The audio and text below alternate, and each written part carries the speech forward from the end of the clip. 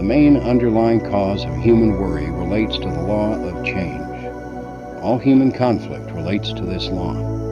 Some worry that change will take place, others that it will not.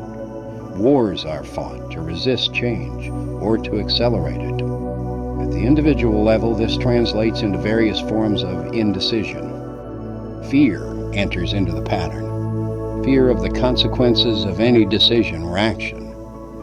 The pressure builds up, intensifies as the decision is put off, delayed. The result accumulates toxins in all parts of the human system until there is failure or severe reduction in operating efficiency. Indecision is the killer.